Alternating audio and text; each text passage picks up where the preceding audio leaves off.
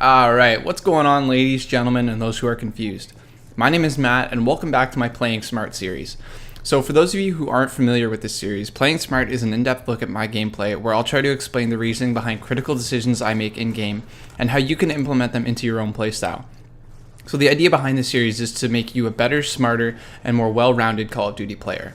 So you'll notice I showed my class in the beginning of this game, and if you have any questions about it, let me know in the comments. I will say that I was using Hardline, and that was kind of a mistake, because I forgot I had to put lower score streaks on since Hardline takes just a small percentage of the points you need to earn for streaks, so it's only really useful when using streaks that are around the VSAT or higher. But anyways, let's jump right into the game here. You'll notice I've been dodging, dipping, ducking, diving, and dodging, and I've somehow stayed alive due to two things. One, using cover to my advantage, and two, not challenging gunfights I won't win. So you saw me at Double D there at the start, at the double dumpster on the left side of the screen right now, and or behind me now, and I was challenging a gunfight there, and I got shot first, and I immediately backed away because if you get shot first in a gunfight, chances are you are not going to win that gunfight, especially with a gun like the Scar, where where the view kick is going to be crazy, even with toughness. And I got a pretty lucky two-piece because I challenged their spawn kind of there.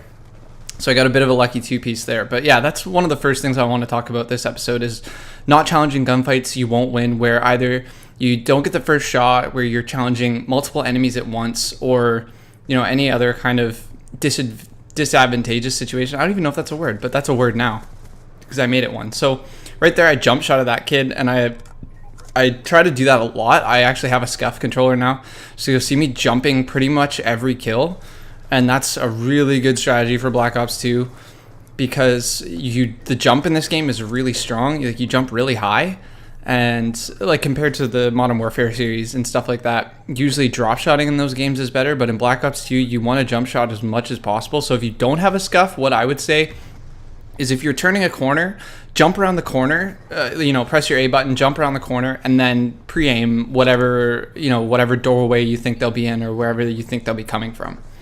Now, another thing you'll notice this game is that I'm actually using lower streaks, and that's for a couple of reasons, as my teammate puts in a VSAT there, which really helps, but we'll talk about that in a little bit. My low streaks, I was using them in the first place because I was joining into games solo, and when you're joining games solo, chances are you're going to get thrown into a game that's in progress. That it's just a part of Call of Duty. It's how it works. It just throws you into usually the best connection game, not always with regards to how far the game is through, how good the other team is, blah, blah, blah. Usually they just focus on connection because they don't want people to be crying about that.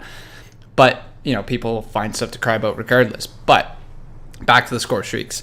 I was using the low ones because I know if I'm joining into a game, I'm probably going to be getting the D right from the beginning. So the low streaks will help me just, I'll actually be able to get them rather than, trying to get a VSAT or get like dogs and swarm against, a team that has a couple guys going flawless or something, just something really ridiculous like that I'll never get good streaks against. Now, another thing I want to talk about is watching your mini-map. And I know that's a pretty basic thing, but right there, I noticed that my whole team had pushed up to the other side of the map, and it kind of split the other team's spawn. And now, obviously, I'm watching the UAV, so I know that. But even if there wasn't a UAV up, I would have been turned around at some point there because I knew with my team all on that side of the map that the other team would be spawning on this side. You see where I put my lightning strike down right there? I actually put it ahead of where all the red dots were, and I think that's a mistake a lot of people make with lightning strikes in Black Ops 2, is that they'll put them down right on top of the red dots with not really any regard to the fact that there is, people are always moving, and they're not going to always be where those red dots are once your lightning strike comes in. I know lightning strikes come in, about 3 or 4 seconds after you call them in, but people can move a lot in that time. And what you want to do when you're putting in a lightning strike is try and take into account really popular routes that people take and in relation to where they are on the map. So, if I see a lot of people spawning to my right, way at the back there, I'm going to put the lightning strike kind of up near Double D or up near Blue Room because I know they're all going to be rushing that way. especially in a game type like Kill Confirmed, where they're going to need, see what I did right there? I don't know if I'll get any kills with that, and if it'll be a good example of it. No, of course it won't. I just get one kill. But it's usually a better tactic in a game where, you know, people are going to be moving too, like kill confirmed. If it was team deathmatch, I'd be a little more partial to just putting them right on the red dots, because generally people are not moving in that game type. And, you know, you'll get more kills likely if you just put them right on the red dots in that. But in a game type like kill confirmed, you may want to think about moving your lightning strike a little ahead of where the red dots are. Right there, you'll see my teammate just got killed while I was head glitching right behind him. And that's something that you want to do all the time in public matches, is bait your teammates. And it sounds bad, but it's just part of the game, and you're inevitably going to be playing with idiots, you know, like 90% of the time. So it's a really good idea to let them run ahead. Don't stick your own neck out. Make them do it. And so that's what I'll probably do with this kid, with these guys right around me here. I'm going to back up. I'm going to let them push up, get killed. Like, see that kid just got killed by the scorpion. And that'll let me know where the enemies are. And I think I'm still flawless at this point, actually. And that's kind of one of the reasons I wanted to use this gameplay, is because I'm obviously doing something right. Yeah, I'm 25-0 or something, or a little more than that, because of the lightning strike kills.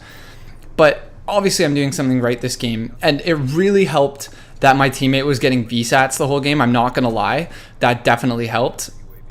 But I still think that I played in a way that I would have done well regardless of my teammate getting warthogs and VSATs and shit like that. And just as a side note, that kid was actually talking a whole bunch of shit the game before this, because I joined in late and I went 23-0 against his team and still lost because I joined in too late. And the game was pretty much over by the time I joined in. But he was talking so much shit. He's like, don't back out, don't back out. And we actually got put on the same team, of course. I wanted to shit on him during this game, but of course it wasn't in the cards. So I think the game is wrapping up here. And I think I've talked about pretty much all I want to talk about. So, you know, remember with the lightning strike thing, the baiting teammates, checking the spawns, watching where the mini-map for where your own team is. There's a lot of good things that you can learn from this game. Holding down the center of the map was another thing I wanted to quickly touch on, is what I did, kind of hold down the brick side of the map and just, you know, go back and forth in the center. But yeah, I'm just going to speed up the end because my teammate was putting in a whole bunch of streaks and stuff, and it was really boring. But anyways, I hope you guys like the updates and the videos, you know, the logo, the intro and outro music, that kind of stuff. Let me know what you like, what you don't like, and I will, you know, take everything into consideration. But that's the end of the game coming up here. Thanks so much for watching, guys, and I will see you in episode 2.